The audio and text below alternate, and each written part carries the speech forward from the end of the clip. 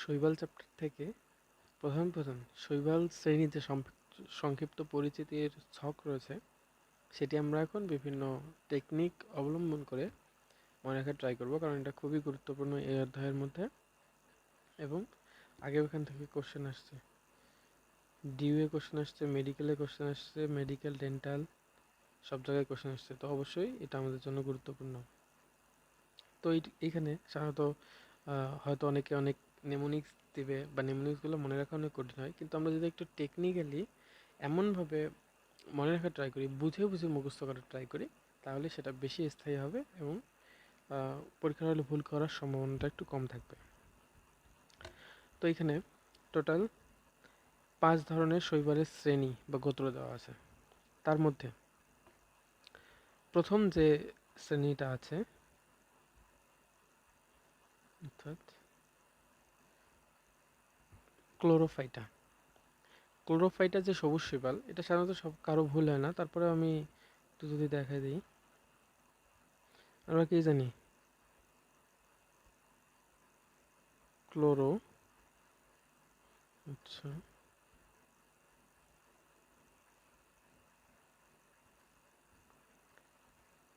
Chloro কার সাথে সম্পর্কিত? ক্লোরোপ্লাস্টের সাথে বা ক্লোরোফিলের সাথে সম্পর্ক। তো এটা মানে কি সবুজ। ক্লোরোফিল সাধারণত কেমন হয়? সবুজ হয়। তো সবুজ শৈবাল বললে কোনটা হবে? ক্লোরোপ্লাস্ট হবে। তো এখান থেকে আমাদের আসলে মনে রাখতে হয় কি, এটা যদি একটু আগে দেখে নিই, এটা আমাদের আগে দেখা উচিত। সেটা হচ্ছে সঞ্চিত খাদ্য মনে রাখতে হবে। এই যে শ্রেণীর মধ্যে গোত্র বা শ্রেণী যেটা আছে সেটার বাংলা নামটা এবং উদাহরণটা মনে রাখার আমরা ট্রাই করব। যদিও উদাহরণ আসে না তেমন, শুধুমাত্র ডিউয়ে আসছে, কিন্তু তারপরে আমরা মনে রাখার ট্রাই করব যদি আসে, সেক্ষেত্রে যাতে আমাদের ভুল না হয়। তো এখানে তাহলে ক্লোরো থেকে সবুজ শৈবাল, আর ইউলোথ্রিক্স যে সবুজ শৈবাল সেটা আমরা ইউলোথ্রিক্স এখানে আমাদের অধ্যায়ে ব্যাখ্যা আছে, অনেকবার পড়া হয়েছে, যে কারণে এটাকে আলাদা করে আর কোনো ট্রিক্সের মধ্যে রাখলাম না। ইউলোথ্রিক্সের কি হয়?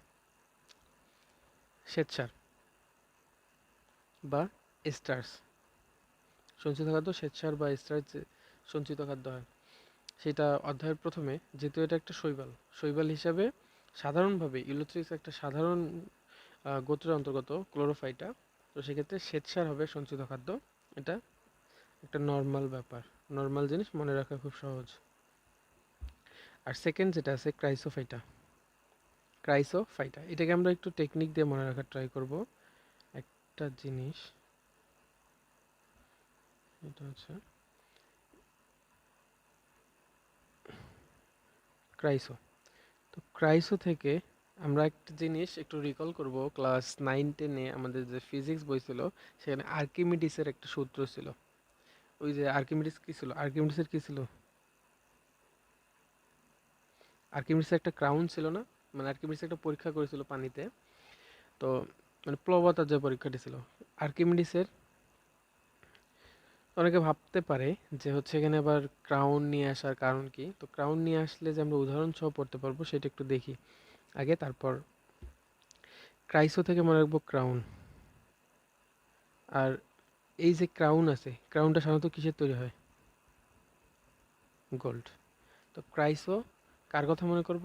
আর্কিমিডিসের কথা। ক্রাইসো মানে ক্রাউন, ক্রাউন নিয়ে তিনি পরীক্ষা করেছিলেন, সেই ক্রাউনটা কি ছিল? গোল্ডের ছিল, পানিতে প্লবতার যে পরীক্ষা ছিল, তো গোল্ড ছিল। আর আমরা আরেকটা জিনিস তাহলে দেখো, একটা কিন্তু পড়া হয়ে গেছে এখান থেকে। আমাদের কি পড়া হয়ে গেছে? এই দেখো, গোল্ডেন ব্রাউন শৈবাল। গোল্ড কথাটা থাকলেই কি হয়ে যাবে? গোল্ড কথাটা থাকলেই তো এটা কি হয়ে যাচ্ছে? ক্রাউন। গোল্ড ক্রাউন, ক্রাউন, তাহলে কি হবে? ক্রাইসো। তাহলে এখন পানির হিসাবটা কেন আমরা এখানে নিয়ে আসলাম? মানে প্লবতার পরীক্ষাটা কেন নিয়ে আসলাম, পানি কেন নিয়ে আসলাম? তোমরা হয়তো জানো যে আমাদের যে নৌবাহিনী রয়েছে তাকে কি বলা হয়? নেভি বলা হয় না? নেভি বা নৌবাহিনী বলা হয় থাকে। যারা পানিতে কাজ করে, পানিতে যে বাহিনী আছে তাদের নেভি বলা হয়। তো পানিতে প্লবতার পরীক্ষা ক্রাউন দিয়ে, গোল্ড এর যে ক্রাউন ছিল সেটা দিয়ে প্লবতা পরীক্ষা, ক্রাইসোফাইটা। তো পানি, এইখানে দেখো উদাহরণটা, এই যে উদাহরণ নেভিকুলা, আশা করি বুঝতে পারছো যে আসলে কি মনে রাখবো। তো আমি আরেকবার যদি সামারি করি, ক্রাইসো মানে ক্রাউন, যেটা গোল্ডের তৈরি, তাহলে গোল্ড ব্রাউন শৈবাল। এবং এটা কার পরীক্ষা? আর্কিমিডিসের পানিতে প্লবতার পরীক্ষা। পানি মানে কি? যারা নেভি নেভি তারা পানিতে কাজ করে, তাহলে এটা কি নেভিগুলা। আশা করি এটা ক্লিয়ার। ভুল হওয়ার কথা না, যদি একটু মনে রাখি আর একটু রিভিশন করি। এখানে হচ্ছে সূত্রের চেয়ে একটু বেশি নেমোনিক, মানে অর্থহীন নেমোনিকের তুলনায় একটু অর্থযুক্ত কিছু, যুক্তিযুক্ত কিছু মনে রাখাটা বেশি সহজ। হয়তো একটু কথা বেশি হচ্ছে, কিন্তু তারপরে আশা করি একটু উপকার হবে সবার জন্য, যেহেতু ইম্পর্টেন্ট একটা ছক। থার্ড যেটা আছে পাইরোফাইটা। তো এইখানে আমি তোমাদের মনে রাখতে বলবো, এটা আমি একটু বাংলায় লিখবো না ইংলিশেই লিখি। এখানে ধরো যে ফায়ারো ফাইটা, তোমরা যখন পড়বে এটা বানানটা লেখার সময় ঠিক এইরকমই আমরা লিখবো, এটাই লিখবো, মানে পায়রোফাইটা এটাই লিখবো। কিন্তু উচ্চারণ করার সময় কি করব? ফায়ারোফাইটা। তো তাতে আমাদের লাভ কি আসলে? লাভ এখানে দেখো যে অগ্নিশৈবাল, আমরা ফায়ার মানে কি জানি? আগুন বা অগ্নি। তাহলে অগ্নিশৈবাল কিসের? ফায়ারোফাইটা। যেহেতু আমাদের এমসিকিউ এক্সাম, সেক্ষেত্রে আমাদের লিখতে হচ্ছে না, তাহলে আমরা ফায়ারোফাইটা মনে রাখলেই এটা হয়ে যাচ্ছে। তো এটার উদাহরণটা কিভাবে মনে রাখা যাবে? আচ্ছা, সবাই আমরা জিম সম্পর্কে জানি। যারা জিম করে, সাধারণত জিম করার সময় বা জিম করার সময় কি হয়, সাধারণত বেশিরভাগ ক্ষেত্রে দেখা যায় যে যারা জিমনেশিয়াম থাকে তারা কি খালি গায়ে জিম করে। তো তারা যখন জিম করে, খালি গা হওয়ার পিছনে কারণ তাদের, সেটা হচ্ছে জিম করার ফলে তাদের গা দিয়ে অনেক কি বের হয়, আম, গরম বের হয় তাদের গা দিয়ে, মানে খুব গরম লাগে। যে কারণে কি হয়, তারা খালি গায়ে থাকে না, খালি গায়ে থাকে। তো গরম বের হয় মানে কি, আমরা বলি না অনেক সময় এমনিতে যে গা থেকে আগুন বেরোচ্ছে, এখন গোসল করা দরকার। তো ফায়ার ফাইটা মানে অগ্নি শৈবাল, গা থেকে আগুন বেরোচ্ছে মানে যারা জিম করে তাদের গা কি থাকে? খালি থাকে। তাহলে আগুন বের হলে যারা জিম করে তাদের গা থেকে কি বের হয়? আগুন বের হয়। যখন জিম করে খুব গরম লাগে, তাদের গা থেকে আগুন বের হয়। এখান থেকে আমরা হচ্ছে জিমনোডিনিয়ামটা মনে রাখতে পারি। এরপর যেটা আছে, ফিওফাইটা পড়ার আগে আমরা রোডোফাইটাটা পড়বো। রোডোফাইটা, এটার ক্ষেত্রেও ফায়ারোফাইটা বা পাইরোফাইটা যেটা রয়েছে সেটার মতোই আমরা ট্রিক্স ফলো করব। সেটা হচ্ছে আমরা এটা রেডোফাইটা পড়বো। রেডোফাইটা কেন পড়বো? কারণ রেড মানে কি? লাল। পড়ার সময় আমরা পড়বো রেডোফাইটা মানে কি? লাল। লাল মানে লোহিত। লোহিত, তাহলে লোহিত শৈবাল কোনটা? রেডোফাইটা। যদি বলা হয় কোনটা, ডিরেক্ট বলবো যে রেডোফাইটা। কিন্তু আসলে সঠিক উচ্চারণ যেটা, সেটা হচ্ছে রডোফাইটা। এবং এইটার যে উদাহরণটা আছে, এটা একটু এইভাবে মনে রাখা যায়। দেখো যে,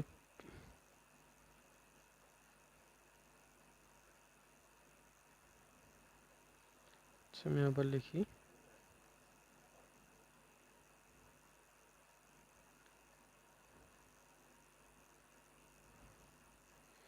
দেখো, আমরা সাধারণত মেয়েদের ক্ষেত্রে লজ্জা বিষয়টা মেয়েদের ক্ষেত্রে আসলেও এখানে আমরা ট্রিক্সের খাতিরে মনে রাখতে পারি যে এখানে পলি আছে না, পলিসাই, পলিসাইফোনিয়া। তো সাইতে মনে রাখবো সাই, পলিতে পোলা। তাহলে পোলা কি হচ্ছে? লজ্জায়, সাই মানে লজ্জা, লজ্জায় লাল হয়ে যাচ্ছে। তাই পোলা সাই হয়ে যাচ্ছে কখন? পোলা সাইয়ে লাল হয়ে যাচ্ছে কখন? রোডোফাইটার ফলে, পলিসাইফোনিয়া। আশা করি মনে থাকবে। তো এরপর আরেকটা বাকি আছে আমাদের এখান থেকে,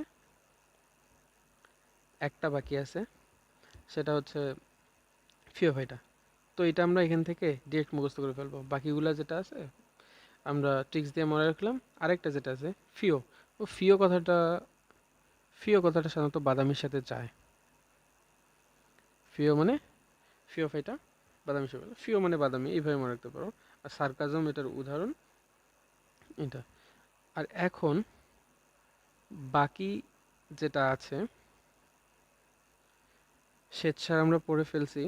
তারপর সঞ্চিত খাদ্য, ক্রাইসোফাইটা সঞ্চিত, ক্রাইসো কথা থাকবে, ক্রাইসোল্যামিনারিন। তারপর পাইরোফাইটা, পাইরো, এই দেখো প্যারা, পাইরো প্যারা, প্যারামাইলন। আর ফিওফাইটা যেটা রয়েছে, ফিওফাইটারটা আমরা কি মনে রাখবো, মাল দিয়ে, MAL, কি মনে রাখবো, মাল, MAL দিয়ে মনে রাখবো। তাহলে ফিওফাইটা বাদামি শৈবাল, যেটা সার্গাজম সেটা হচ্ছে মাল দিয়ে মনে রাখবো। একটা হচ্ছে ম্যানিটল অ্যালগিন ল্যামিনারিন, কয়েকবার পড়লে আশা করি মুখস্থ হয়ে যাবে। আর আমি সাধারণত লাস্টের যে সঞ্চিত খাদ্যটা আছে, এটা সাধারণত মনে রাখি না, বাকিগুলো মনে রাখলেই চলে। তবে এখান থেকে অবশ্যই পড়ে নেওয়া উচিত, কারণ অনেক সময় দেখা যেতে পারে এই সঞ্চিত খাদ্য বাইরে তো আরও অন্যান্য সঞ্চিত খাদ্য রয়েছে, তো ওগুলোও দিয়ে দিতে পারে। তখন আবার কনফিউশন হয়ে যাবে যে কোনটা হবে না হবে, মানে দেখা যাবে দুইটা অপশনই আননোন মনে হচ্ছে। তো এখানে এগার এগারটা বেশি ইম্পর্টেন্ট, এগার এগার, ক্যারাজিনান, ফ্লোরিডিয়ান, স্টার্স, একটু কয়েকবার পড়লেই এটা মনে থাকবে। আশা করি পুরো সবটি খুব সুন্দরভাবে বুঝতে পেরেছো এবং খুব ভালো লেগেছে এবং মনে থাকবে খুব ভালোভাবে।